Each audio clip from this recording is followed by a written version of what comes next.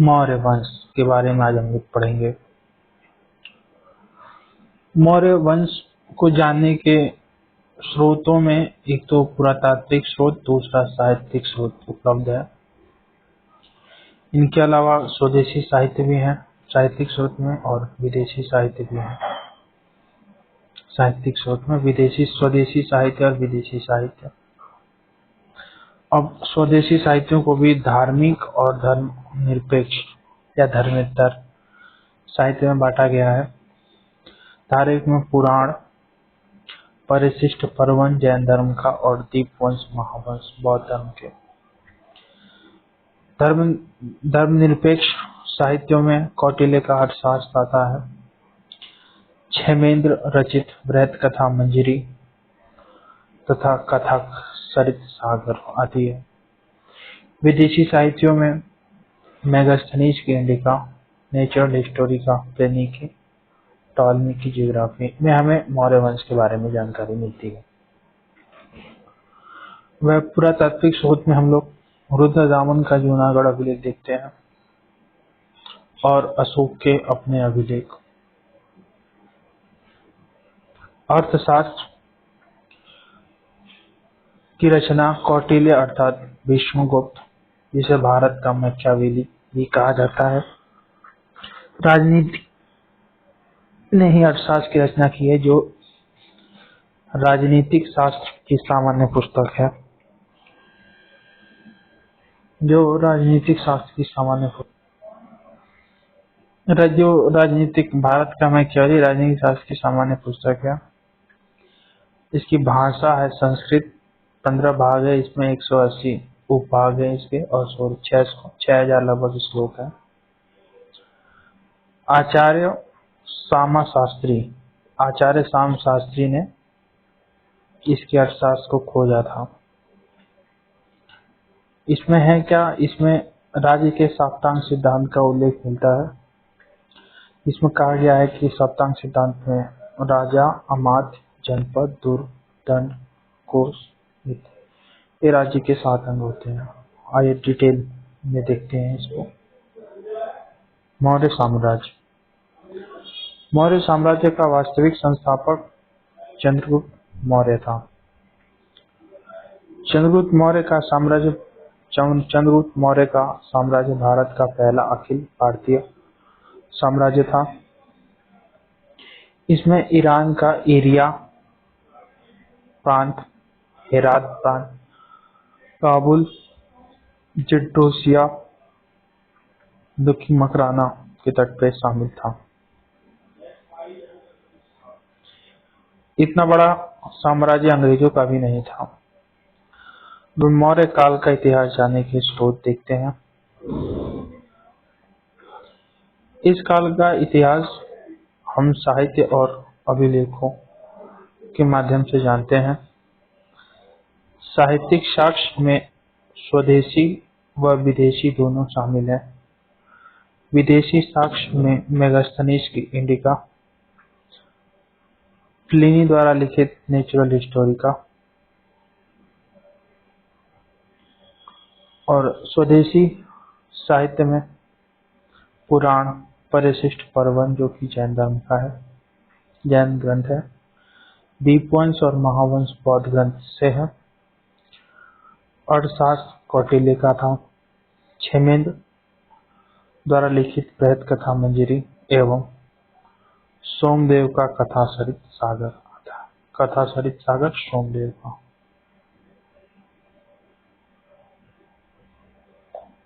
अर्थशास्त्र इसे कौटिल्य ने लिखा था। इसे हम चाणक्य या विष्णुगुप्त और भारत के मैकियावेली के नाम से जानते हैं। अर्थशास्त्र राजनीति शास्त्र की एक सामान्य पुस्तक है, जो 15 भाग और 180 उपभाग में विभाजित है, जबकि इसमें लगभग 6000 श्लोक भी हैं। इसे आचार्य साम शास्त्री ने खोजा था। अर्थशास्त्र में राज्य के सप्तांग सिद्धांत का वर्णन है। इसमें स्वामी, अमात्य, जनपद, दुर्ग, कोष, दंड, मित्र को राजा के 7 अंगों के रूप में माना गया है। अर्थशास्त्र में उत्तरापथ मार्ग की अपेक्षा दक्षिणापथ मार्ग पर यात्रा करना उपयोगी बताया गया है, क्योंकि यहाँ पर बहुमूल्य रत्नों की खानें उपस्थित थे।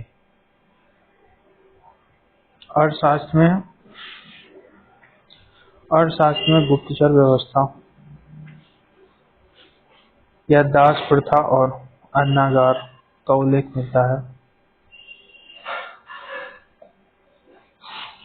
इसमें गुप्तचर को गूढ़ पुरुष, जबकि गुप्तचर विभाग को महामात्र सर्प के नाम से जाना गया है।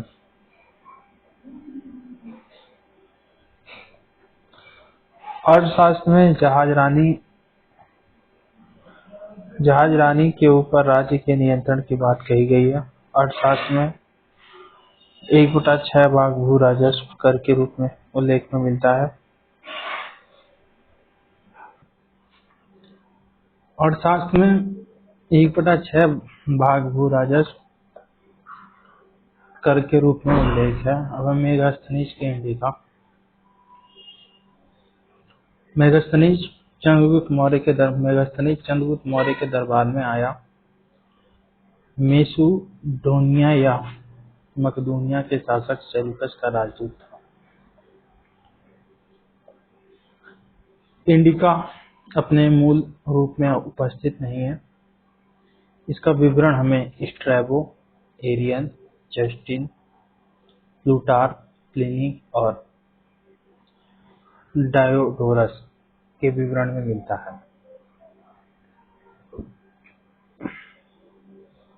इंडिका में सबसे विस्तृत विवरण मौर्यों की राजधानी पाटलिपुत्र, जिसे पोलीब्रोथा भी कहा जाता है, का मिलता है।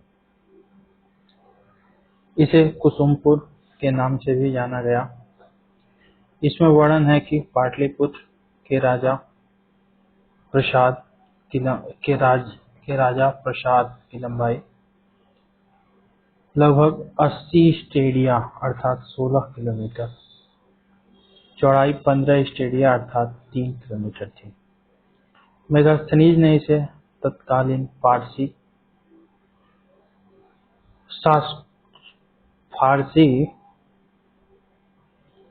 शासकों सूजा और एकबतना के महलों से भी भव्य बताया। इंडिका में पाटलिपुत्र के नगर प्रशासन व मौर्यों के सैन्य प्रशासन का वर्णन मिलता है।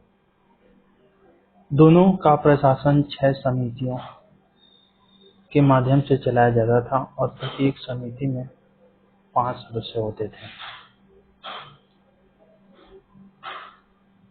इंडिका में उत्तरापथ मार्ग का उल्लेख मिलता है, जिसको चंद्रगुप्त मौर्य ने बनवाया। यह पश्चिम बंगाल के सोनार गांव से लेके पाकिस्तान के पेशावर तक था। इसी का नाम बदलकर शेरशाह सूरी रोड, जबकि गवर्नर जनरल ऑकलैंड ने GT road, grand trunk road किया। वर्तमान में हम इसे NH1 और NH2 के रूप में देखते हैं।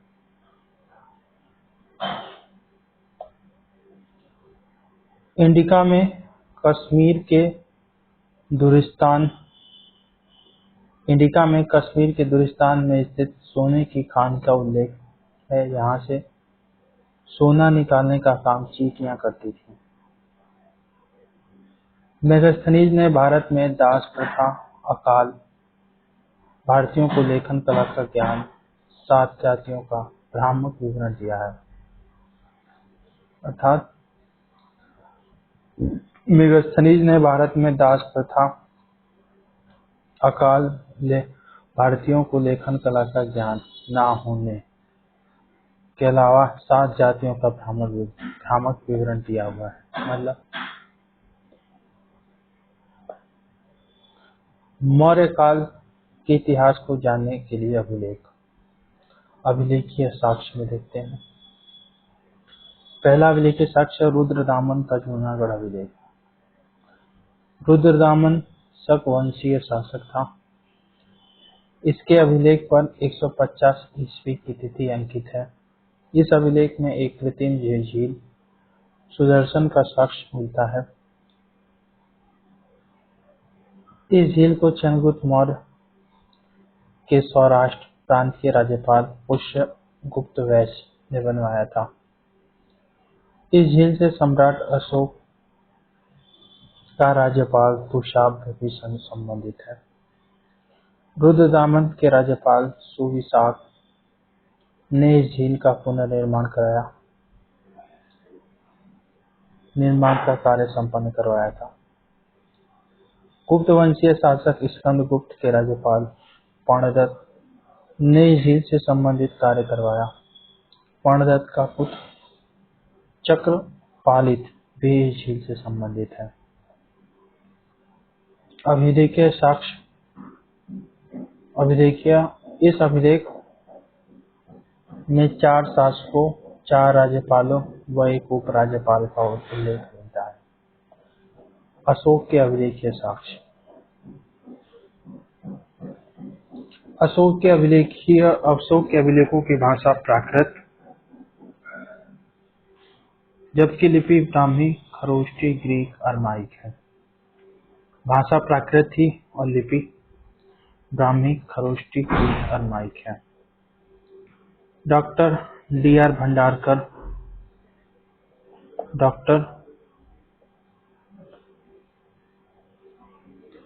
भंडारकर महोदय ने अभिलेखों के आधार पर अशोक का इतिहास लिखा है। किसने? भंडारकर महोदय ने। अशोक के अभिलेखों को शिलालेख, रॉक एडिक्स, स्तंभलेख, पिलर एडिक्स और गुफालेख, केव एडिक्स में बांटा गया है। अशोक के शिलालेख, स्तंभलेख और गुफालेख। अशोक के शिलालेख, रॉक एडिक्स। अशोक के शिलालेखों को दीर्घ और लघु शिलालेखों में बांटा गया है। दीर्घ शिलालेख कुल 14 हैं और 8 स्थानों से मिले हैं। दीर्घ शिलालेख कुल 14 हैं और 8 स्थानों से मिला है। कहाँ से? शहबाजगढ़ी, पाकिस्तान, मानसेहरा, यानी पाकिस्तान से 2, शहबाजगढ़ी और मानसेहरा। महाराष्ट्र से सोपारा, महाराष्ट्र। शहबाजगढ़ी, मानसेहरा 2 स्थान पाकिस्तान में, सोपारा महाराष्ट्र में। एर्रागुडी आंध्र प्रदेश, गिरनार गुजरात में है। कलसी जो कि देहरादून में है। धौली और चौगढ़ जो कि उड़ीसा से मिले हैं। धौली और चौगढ़ में 11वें, 12वें, 13वें नंबर का लेख अंकित नहीं है। धौली और चौगढ़ में 11वें, 12वें और 13वें नंबर का लेख अंकित नहीं है, इसलिए इसे प्रथम शिलालेख की कोटि में रखा गया है। अशोक के द्वितीय शिलालेख में अशोक के दक्षिणी सीमा पर स्थित चोल, चेर, पांड्य जैसे राज्यों का उल्लेख मिलता है। अशोक के तृतीय शिलालेख में युक्त, रज्जुक, प्रादेशिक नामक अधिकारी का उल्लेख मिलता है। 5वें शिलालेख में धम, महामात्य नामक अधिकारी का वर्णन मिलता है। 6ठे शिलालेख में प्रतिवेदक नामक अधिकारी का और 10वें में धम यात्रा का वर्णन मिलता है। अशोक ने अपने राज्याभिषेक के 10वें वर्ष में बोधगया, 12वें वर्ष में निगाली सागर, 10वें वर्ष में बोधगया, 12वें वर्ष में निगाली सागर और 20वें वर्ष में लुम्बिनी वन की यात्रा की थी अशोक ने। 10वें वर्ष में बोधगया, 12वें वर्ष में निगाली सागर और 20वें वर्ष में लुम्बिनी की यात्रा की थी। 12वें शिलालेख में धार्मिक सहिष्णुता, जबकि 13वें शिलालेख में दक्षिण भारतीय राज्यों व विदेशी राज्यों व कलिंग विजय का वर्णन मिलता है। अशोक के लघु शिलालेख, मस्की कर्नाटक से मध्य प्रदेश में, गुर्जरा कर्नाटक में नेतूर, मास्की कर्नाटक, गुर्जरा मध्य प्रदेश, नेतूर कर्नाटक, उदयगोलम कर्नाटक, अरोरा मिर्जापुर उत्तर प्रदेश, रूपनाथ मध्य प्रदेश, भाभरू बैराग ये राजस्थान से मिला है। मास्की, गुजरा, नेतूर, उड़ेगोड़ू में अशोक का व्यक्तिगत नाम अशोक मिलता है। मास्की, गुजरा, नेतूर और उड़ेगोड़ू में अशोक का व्यक्तिगत नाम अशोक मिलता है, जबकि भाभरू बैराग में अशोक का नाम देव नाम प्रियदर्शी राजा और बुद्ध शाक्य मिलता है राजस्थान वाले में। इसी में बौद्ध धर्म से संबंधित त्रिरथ, बुद्ध, धम्म और संगम का उल्लेख मिलता है। अशोक के स्तंभ लेख, अशोक के स्तंभ लेखों को दीर्घ और लघु में बांटा जाता है। दीर्घ स्तंभ लेख ये कुल 7 हैं और 6 स्थानों से मिलते हैं। दिल्ली मेरठ स्तंभ लेख, यह अशोक का स्तंभ लेख पहले मेरठ में स्थित था, लेकिन तुगलक वंशीय शासक फिरोज शाह तुगलक ने इसे दिल्ली के फिरोज शाह कोटला मैदान में स्थापित करवाया। इसी को 1750 में टिफिन थैलर महोदय ने सर्वप्रथम खोजा। टिफिन थैलर ने इसको 1750 से पहले खोजा था। दूसरा है दिल्ली टोपरा स्तंभ लेख, यह स्तंभ लेख अम्बाला के टोपरा नामक स्थान पर था। इसे फिरोज शाह तुगलक ने दिल्ली में स्थापित करवाया। इसी को 1837 में जेम्स प्रिंसेप ने सर्वप्रथम पढ़ा था, दिल्ली टोपरा वाले को।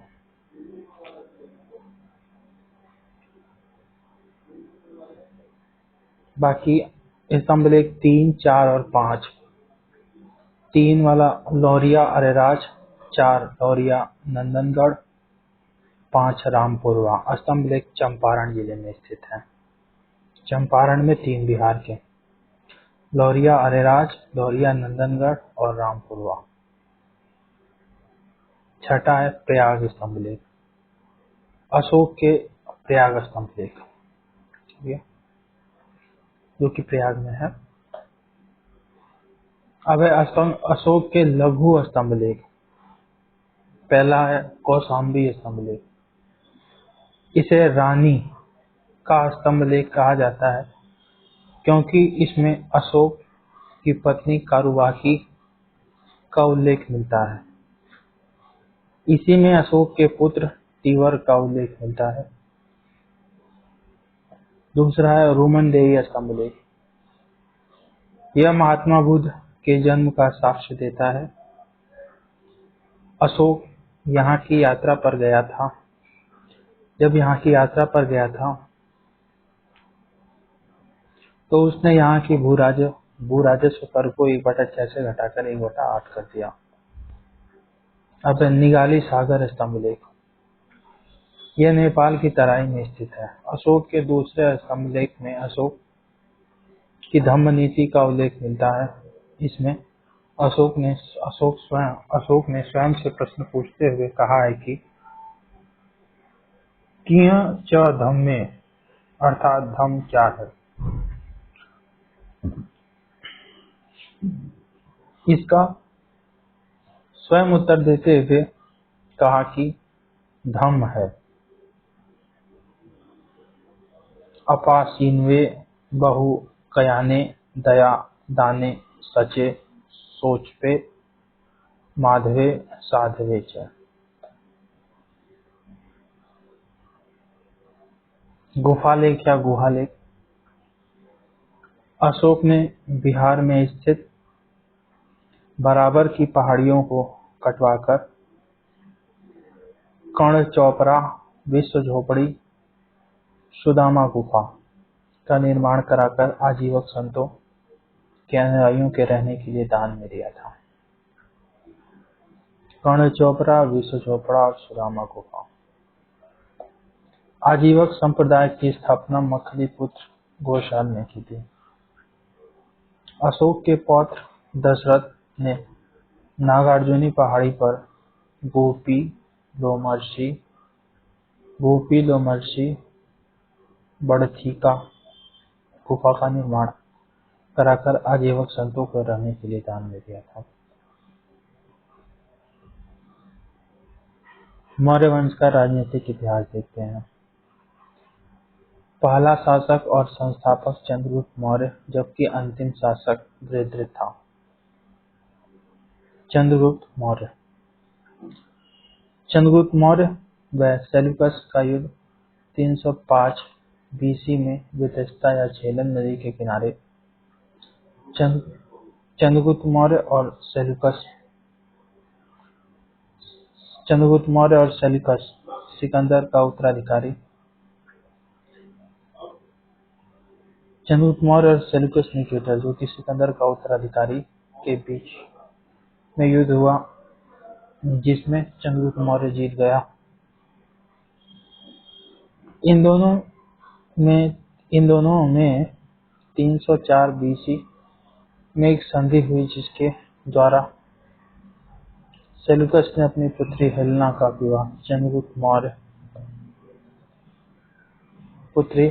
विवाह चंद्रगुप्त मौर्य से कर दिया। इसी समय सेल्यूकस ने चंद्रगुप्त मौर्य को दहेज में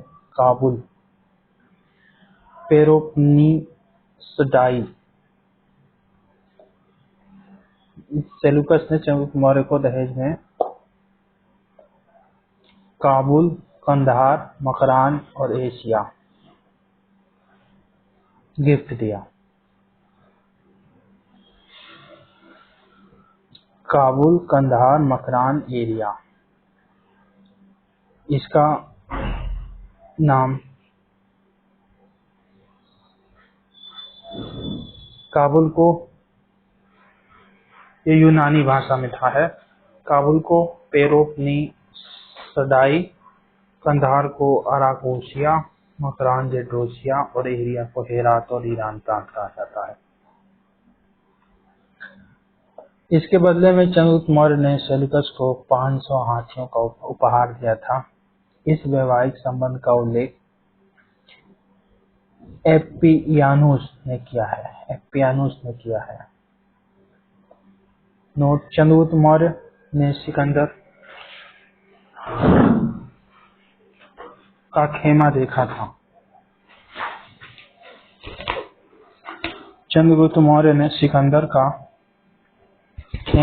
था।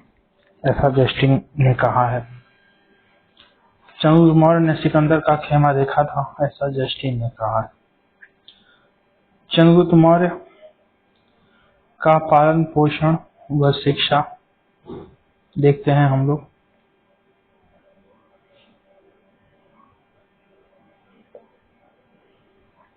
चंद्रगुप्त मौर्य का पालन पोषण व शिक्षा। आचार्य चाणक्य ने अपनी देखरेख में तक्षशिला विश्वविद्यालय में करवाया। यहाँ पर चंद्रगुप्त मौर्य ने यहीं तलवारबाजी, घुड़सवारी, तर्कशास्त्र की शिक्षा प्राप्त की थी।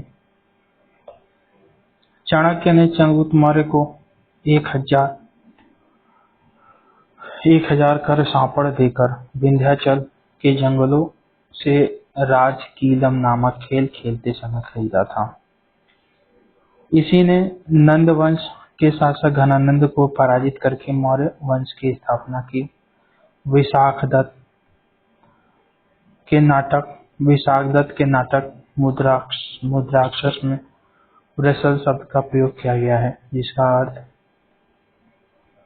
निम्न होता है, अर्थात इसमें चंद्रगुप्त मौर्य को निम्न कुल का बताया गया है, जबकि बौद्ध और जैन ग्रंथों में चंद्रगुप्त मौर्य को क्षत्रिय कुल बताते हैं। चंद्रगुप्त के नाम का इतिहास।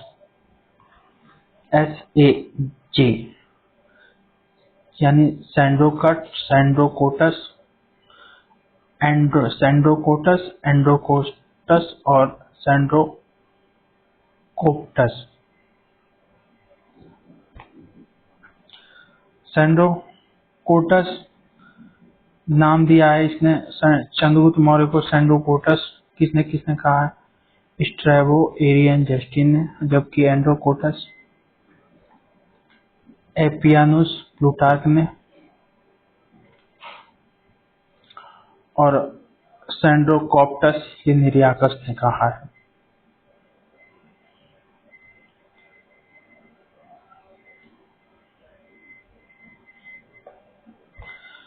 सर्वप्रथम विलियम जोन्स ने एशियाटिक सोसाइटी के सामने यह कबूल किया कि तीनों नाम चंद्रगुप्त मौर्य के हैं। चंद्रगुप्त मौर्य के अंतिम वर्षों में मगध में 12 वर्ष का कठोर अकाल पड़ा, जिससे इसका मन द्रवित हो गया और अपने पुत्र बिंदुसार को राज्य का उत्तराधिकारी घोषित कर जैन साधु भद्रबाहु के साथ कर्नाटक के श्रवणबेलगोला की पहाड़ी पर स्थित चंद्रगिरी गुफा में उपवास के द्वारा अर्थात संलेखना पद्धति को अपनाकर अपने प्राणों को त्याग दिया। अब है दूसरा बिंदुसार। इसका टाइम पीरियड 293 से 273 BC। इसके मस्तक पर एक बिंदु था। इसका जन्म सर्जरी के द्वारा हुआ था। इसे सिंहसेन अमित्रघात के नाम से जाना गया। बिंदुसार के दरबार में सीरिया के राजा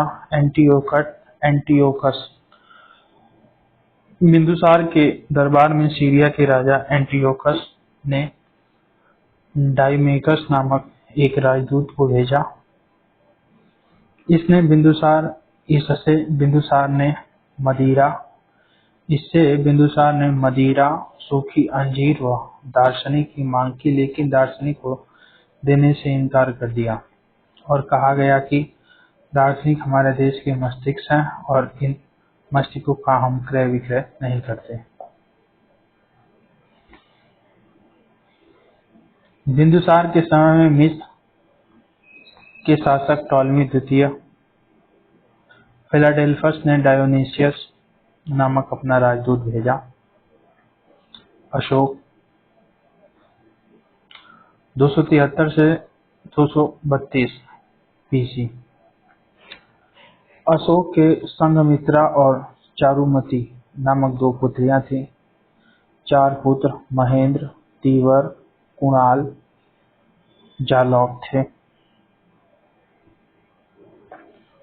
जालौक का उल्लेख कल्हण द्वारा लिखित राजतरंगिणी में मिलता है। तीवर का उल्लेख एक कौशाम्बी अभिलेख में और महेंद्र का उल्लेख महावंश में मिलता है। अशोक ने 273 BC में अपने 99 भाइयों की हत्या करके सिंहासन प्राप्त किया, लेकिन इसने 4 वर्ष बाद 269 में अपना राज्याभिषेक किया। अशोक ने अपने राज्याभिषेक के 9वें वर्ष में कलिंग की विजय की। इसमें 1 लाख लोग मारे गए, जबकि 1.5 लाख से अधिक लोग घायल हुए। इससे अशोक का मन मर्माहत हुआ। फलतः अशोक ने भेरी घोष की स्थिति को त्याग के धम्म घोष को अपना लिया। धर्म। अशोक प्रारंभ में ब्राह्मण धर्म की शाखा शैव धर्म का अनुयायी था। इस बात का पता हमें कल्हण रचित राजतरंगिणी से पता चलता है। अशोक ने अपने चचेरे भाई निगोर से प्रभावित होकर बौद्ध धर्म अपनाया, जबकि अशोक ने बौद्ध धर्म की शिक्षा उपगुप्त से ली थी। अशोक ने अपने समय में धम्म नीति को लाया और इसका विदेशों में बड़े पैमाने पर प्रचार प्रसार करवाया। मौर्यकाल का प्रशासन अति केंद्रीकृत था, जिसमें राजा और उसकी सहायता के लिए तीर्थ होते थे। तीर्थ की संख्या 18। अर्थशास्त्र के अध्याय 26 में तीर्थों का उल्लेख है। चंद्रगुप्त मौर्य के समय जो प्रधानमंत्री थे वो चाणक्य थे। चंद्रगुप्त मौर्य के समय प्रधानमंत्री चाणक्य, बिंदुसार के समय चाणक्य और खल्लाटक, अशोक के समय राधागुप्त ये प्रधानमंत्री हो गए। जैसे पहला प्रधानमंत्री होते थे 18 महामार। समाहर्ता राजस्व मंत्री होता था।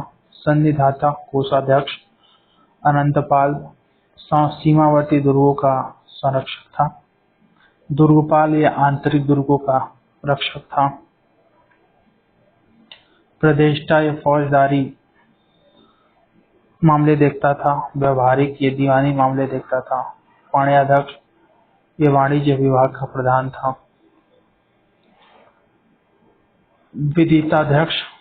विविताध्यक्ष ये चारागाह भूमि का देखरेख करने वाला। शीताध्यक्ष ये राजनिक भूमि का। लक्षणाध्यक्ष ये छपाई खाना जहाँ पे सिक्के डलते थे वहां का देखरेख करता था अध्यक्ष का। प्रांतीय प्रशासन प्रांत में कुमार अर्थात आर्यपुत्र या राजा का पुत्र की तरह देखा जाता था। कुल 5 की चर्चा की गई है। उत्तरापद जिसकी राजधानी तक्षशिला थी। उत्तरापद तक्षशिला, दक्षिणापद सुवर्णगिरी, अवंती, उज्जैनी। प्राची या पूर्वी प्रदेश पाटलिपुत्र था। कलिंग, तूसली राजधानी है उसकी। प्रशासन जो हमारा बटा हुआ था सबसे ज्यादा ऊपर था केंद्र, उसके नीचे प्रांत। केंद्र प्रांतों में बटा हुआ था, प्रांत मंडलों में, और मंडल प्रदेष्टा। मंडल का जो अध्यक्ष था वो प्रदेष्टा था। 4 मंडलों का उल्लेख है। सोमापा, कौशाम्बी, गिरनार और समापा। सोमापा, कौशाम्बी, गिरनार, समापा। स्थानीय स्वशासन जैसे सबसे छोटी इकाई गांव थी। गांव के ऊपर संग्रहण, फिर खरवटिक, द्रोणमुख, स्थानीय। सबसे छोटी इकाई गांव, फिर संग्रहण, खरवाटिक, द्रोणमुख और स्थानीय। गांव का मुखिया ग्रामीणी। संग्रहण में 10 गांव आते थे। खरवाटिक में 200 गांव, द्रोणमुख में 400 और स्थानीय में 800 गांव। 10, 20, 10, 200, 400, 800 ग्राम, संग्रहण, खरवाटिक, द्रोणमुख और स्थानीय।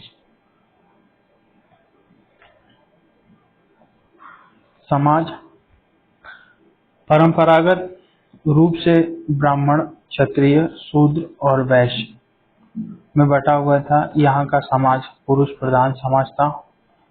जो महिलाएं संभान घरों की होती थी वे घर से बाहर नहीं निकलती थी। उन्हें अनिष्कासिनी कहा जाता था। जो महिला संभान घरों की होती थी और घर से नहीं निकलती थी उन्हें अनिष्कासिनी कहा जाता था। स्वतंत्र रूप से वैश्यावृत्ति में शामिल महिलाओं को रूपजीवा कहा जाता था। विधवा स्वतंत्र रूप से विधवा जो अपना जीवन स्वतंत्र रूप से जीवन यापन करती थी उसको छंदवासिनी कहा गया। अर्थशास्त्र में आद्य विधवा कहा गया है। इन स्वतंत्र रूप से विधवा महिला को आद्य विधवा कहा गया। अर्थशास्त्र में दास प्रथा का वर्णन मिलता है। कौटिल्य ने दासों को आर्य अर्थात श्रेष्ठ कहा है। न्याय व्यवस्था दो प्रकार के न्यायालय, दीवानी और फौजदारी। दीवानी का जो सुनता था मामला वो व्यवहारिक था। फौजदारी या कंटक शोधन, उसका जो मुखिया था वो प्रतिष्ठा था। जिला न्यायालय, जिला न्यायाधीश को रज्जू बोलते थे। जो इन्हें सजाएं क्या क्या मिलती थी? मृत्युदंड था, जुर्माना था और अंग भंग की सजा थी। गुप्तचर व्यवस्था, गुप्तचर को गूढ़ पुरुष कहा जाता था। गुप्तचर विभाग को सर्प महामात्य, गुप्तचर को गूढ़ पुरुष और गुप्तचर विभाग को सर्प महामात्य कहा गया। दो प्रकार के गुप्तचरों का वर्णन मिलता है, संस्था और संचरा। संस्था और संचरा। संस्था स्थायी गुप्तचर होते थे, इन्हें नियमित वेतन मिलता था, जबकि संचरा भ्रमणशील गुप्तचर होते थे। ये भेष बदलकर घूम घूम कर गुप्तचरी करते थे। कोई सूचना लाते थे, राजा खुश होकर अपना गुप्त। पुलिस को रक्षण कहा जाता था, पुलिस व्यवस्था को रक्षण कहा गया। अब अर्थव्यवस्था कैसी थी मौर्य काल की? इस काल के लोग राष्ट्रीय एवं अंतर्राष्ट्रीय व्यापार में लगे थे। इस काल में भारत के पश्चिमी तट पर स्थित भड़ौच अर्थात भृगुकच्छ अत्यंत प्रसिद्ध बंदरगाह था, जो पूर्वी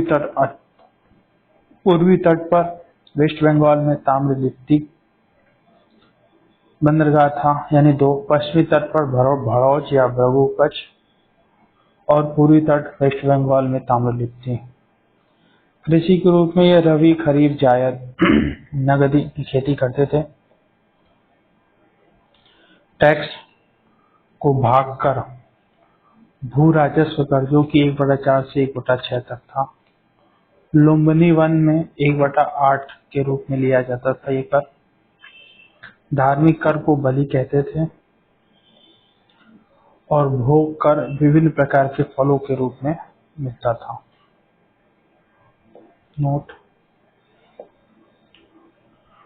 मौर्य काल के पतन के कारणों में हम अति केंद्रीकृत प्रशासन, अशोक की धम्म नीति, उत्तरकालीन शासकों का कमजोर होना, पुष्यमित्र, सुंग का आक्रमण व विदेशी आक्रमण को माना गया।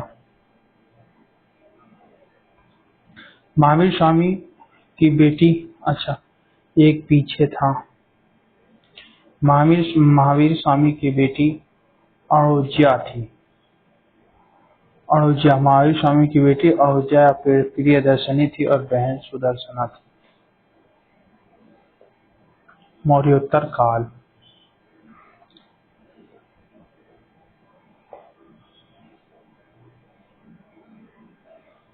मौर्योत्तर काल,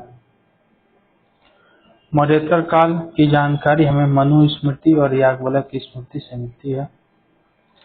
मौर्योत्तर काल गोभामेकु, गोविंद भर्रुचि, मेघतिथि और कल्लुभट्ट। याज्ञवल्क्य की स्मृति में बीबीओ, विज्ञानेश्वर, विश्वरूप और अपराग। इस काल का इतिहास हमें गौतमी बलश्री के नासिक अभिलेख, नागनिका के नाना घाट अभिलेख, खारवेल के हाथी गुम्फा अभिलेख से मिलता है। इस काल की जानकारी हमें विदेशी ग्रंथों जैसे टॉलमी की ज्योग्राफी, प्लिनी की नेचुरल हिस्टोरिका और पेरिप्लस ऑफ द एरेथियन सी से मिलती है। जानकारी स्वदेशी ग्रंथों जैसे ज्योतिष की पुस्तक गार्गी संहिता, बौद्ध ग्रंथ मिलिंद पन्हों और मालविकाग्निमित्रम से मिलती है। विदेशी आक्रमण, हिंद यवन शासक या इंडो ग्रीक शासक, हिंद वंश शासक या इंडो ग्रीक शासक। इस वंश को दो शाखाओं ने भारत के ऊपर, अच्छा, इंडो ग्रीक या हिंद यवन शासक, इस वंश के दो शाखाओं ने भारत के ऊपर आक्रमण किया। पहली शाखा का नाम डेमेट्रियस और दूसरी यूक्रेटाइडस थी। संस्थापक डेमेट्रियस था। इसकी राजधानी स्ताकल या सियालकोट थी। दूसरी शाखा यूक्रेटाइडस, संस्थापक यही था यूक्रेटाइड्स, इसकी राजधानी तक्षशिला थी। दूसरा है शक राजवंश। शक मध्य एशिया के शासक थे। भारत में हमें शकों के कुल 4 शाखाओं के बारे में पता चलता है। तक्षशिला में स्थापित शासक मेऊस या माउस। दूसरी शाखा पहले मालवा में स्थापित हुई, लेकिन हमें पता चलता है कि यहाँ के भारतीय शासक विक्रमादित्य ने इसे पराजित करके 57 BC में विक्रम संवत की शुरुआत की।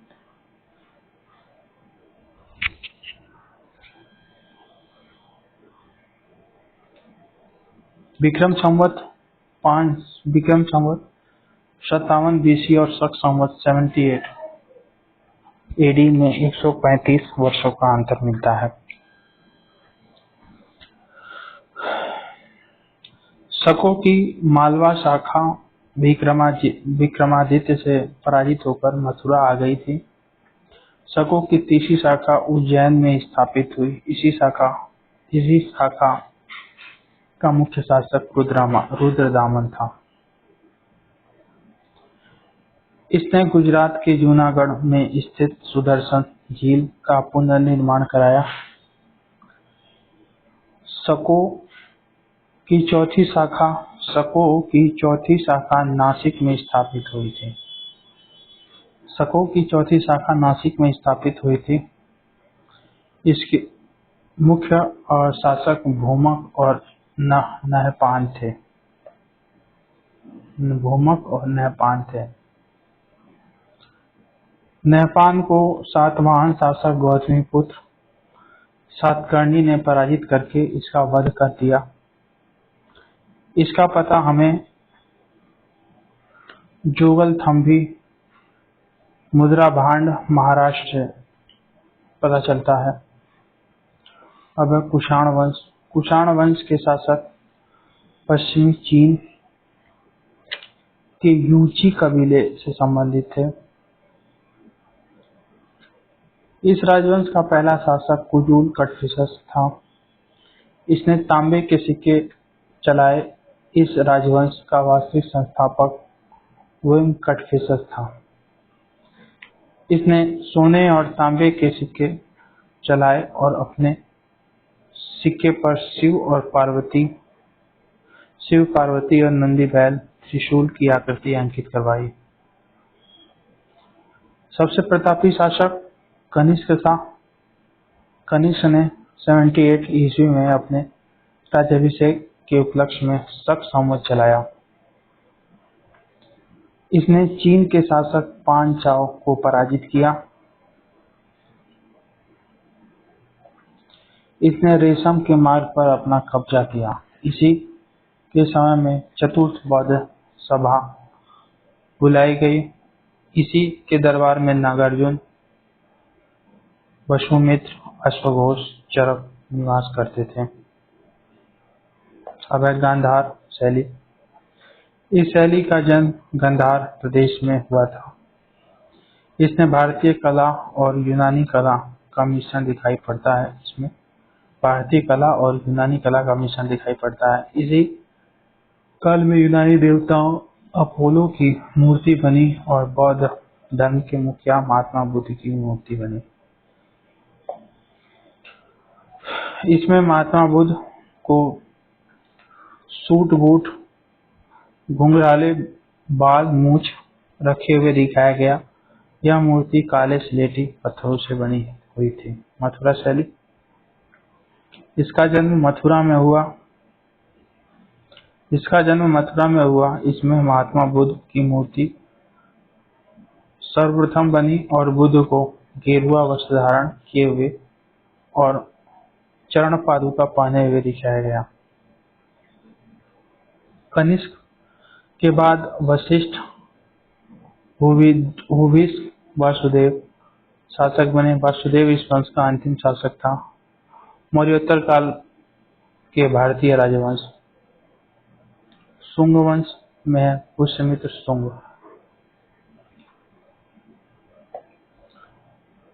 यह इस राजवंश का संस्थापक था। इसने अंतिम मौर्य शासक प्रियव्रत की हत्या करके सिंहासन प्राप्त कर लिया। इसके बारे में जानकारी हमें अयोध्या के अभिलेख से मिलती है। यह अभिलेख इसके राज्यपाल धंगदेव का था। इसने 2 अश्वमेध यज्ञ कराया। इसको इसके मित्र पतंजलि ने संपन्न करवाया। इसने अशोक द्वारा बनवाए गए सांची के स्तूप का पुनर्निर्माण करवाया। इसने बरहूत सतना के स्तूप का निर्माण कराया।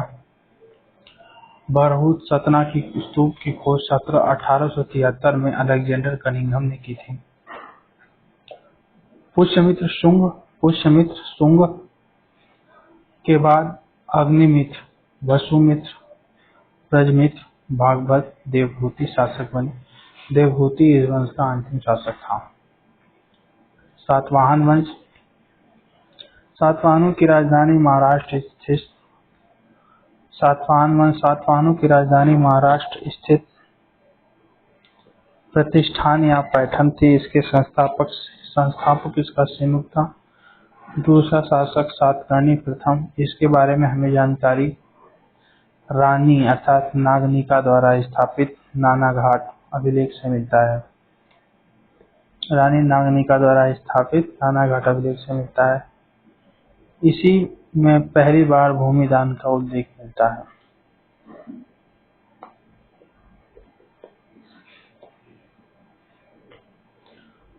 तीसरा शासक हाल, जिसने गाथा सप्तशती नामक पुस्तक भी लिखी। इसी के दरबार में सर्वप्रथम सर्ववर्मन ने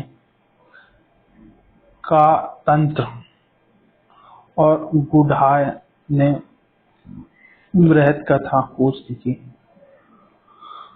इस वंश का सबसे पराक्रमी शासक गौतमीपुत्र सातकर्णी था। इसके बारे में जानकारी हमें गौतमी वंशी के नासिक अभिलेख से मिलती है।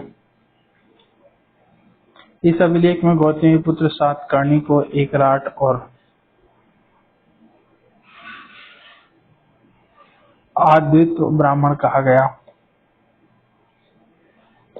गौतमीपुत्र सातकर्णी के बाद वशिष्ठीपुत्र पुलवामी, शिवश्री सातकर्णी और यज्ञश्री सातकर्णी शासक बने।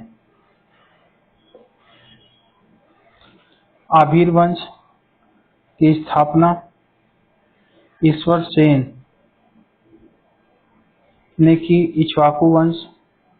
आभीर वंश, ईश्वर सेन, इक्ष्वाकु वंश, शांतनु चेदी वंश की स्थापना करी नरेश खारवेल ने। वाकटक वंश की स्थापना बिंदुसेन ने। इस वंश के प्रवेश सेन प्रथम ने 4 अश्वमेध यज्ञ करवाया था। बस खत्म।